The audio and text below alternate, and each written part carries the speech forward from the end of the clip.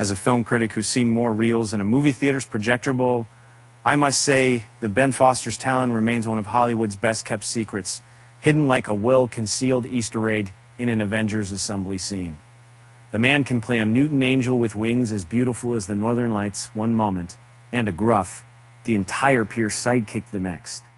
All while making it seem as effortless as Thor lifting Mjölnir. It's unfortunate that one of this generation's most underappreciated actors, Wesley Snipes, had a limited role in just 2 Marvel films, given the immense popularity and dominance of the Marvel Cinematic Universe in the superhero genre today. The roots of live-action Marvel movies can be traced back to the 1990s, with Snipes' iconic Blade trilogy.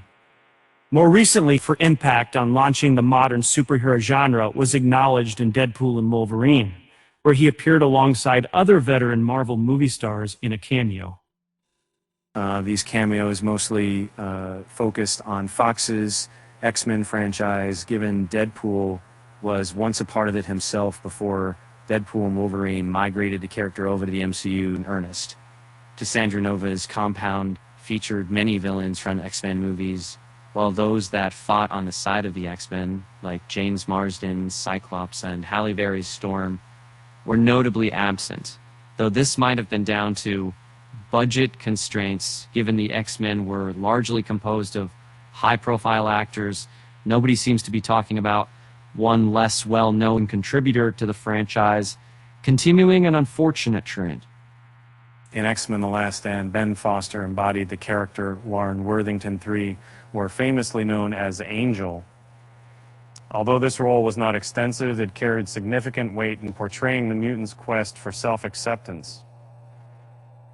In contrast to his father, who financed a cure to remove Warren's mutation of having 2 massive wings, Foster delivered a powerful performance that showcased the depth of his character's struggle and the sorrow it instilled. One of the most impactful scenes from the X-Men series features him spreading his wings with a pride, a moment that remains etched in fans' memories.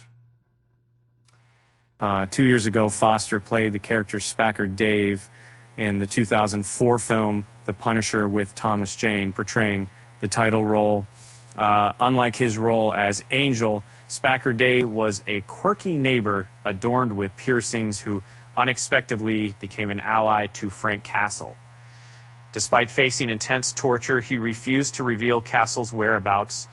The contrast between Angel and Spacker Dave highlights Foster's versatility as an actor, and it underscores the disappointment of seeing him appear in 2 largely forgettable roles.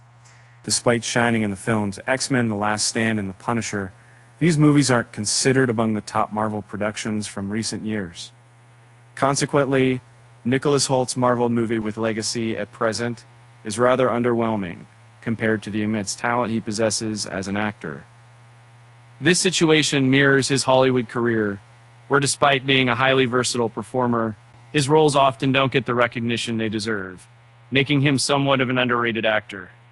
However, his lauded portrayal of the menacing outlaw Charlie Prince in 3:10-7 Yuma serves as evidence of this fact. In 2015, Foster played Lance Armstrong in the film The Program, a role he committed fully to, marking one of his most significant performances so far. Fortunately, Foster hasn't been yet portrayed a character within the Marvel Cinematic Universe, leaving room for Marvel Studios to potentially give him a leading role in a future project. Given his past success in comic book adaptations and impressive performances, Marvel Studios has an excellent chance, one they should seize.